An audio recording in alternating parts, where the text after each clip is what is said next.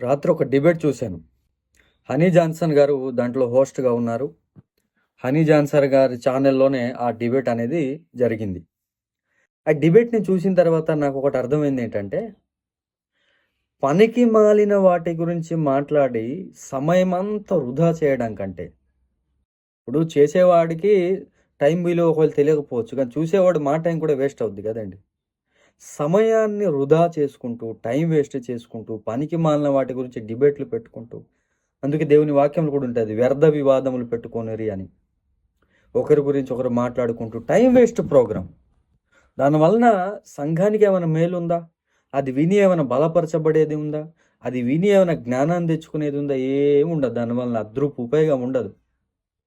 ఆళ్ళు పబ్లిసిటీ ఆళ్ళు పెంచుకోవడానికే తప్ప దానివల్ల ఎలాంటి ప్రయోజనం ఇప్పుడు ఒక మాట విన్న తర్వాత ఆ మాట ఇతరులకు క్షేమాన్ని కలగజేయాలి. ఇతరులకు మేలును కలగజేయాలి.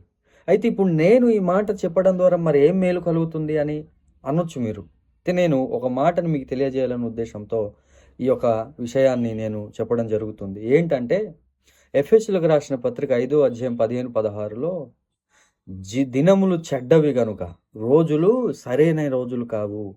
ఏ సమయంలో ఏం జరుగుతుందో ఎవరికి తెలియదు. ఏ దినము ఎవరిది కాదు. పరిస్థితి ఏ క్షణం ఎలా ఉంటుందో చెప్పలేకపోతున్నాం. కాబట్టి సమయమును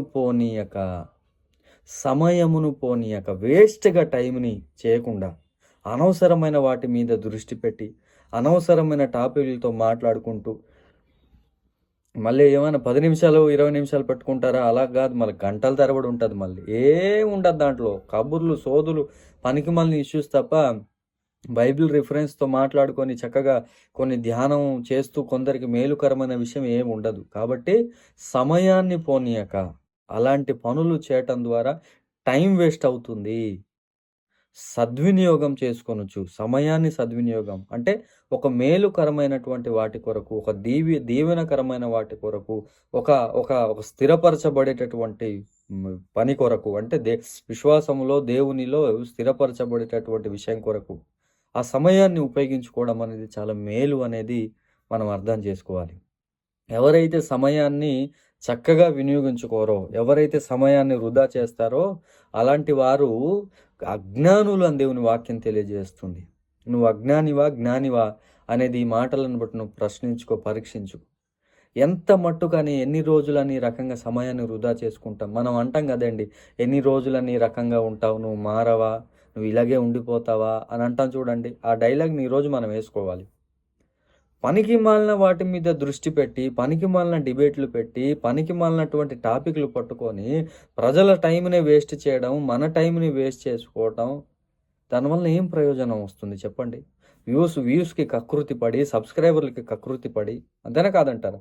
వ్యూస్‌కి కకృతి పడి, సబ్స్క్రైబర్లకి కకృతి పడి, పనికి మాలిన టాపిక్‌లన్నీ పట్టుకొని మరి టైం అంతా వృధా చేయడం కంటే అంతకుమించి ఏముంది?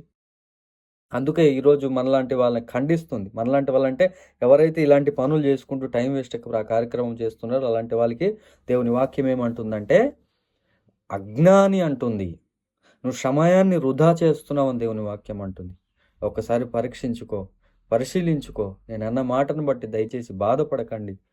అలాంటి పనికిమాలిన టాపిక్‌ల మీద దృష్టి పెట్టి సమయాన్ని వృధా చేయకండి అని ప్రభు పేరిట మనవి చేస్తూ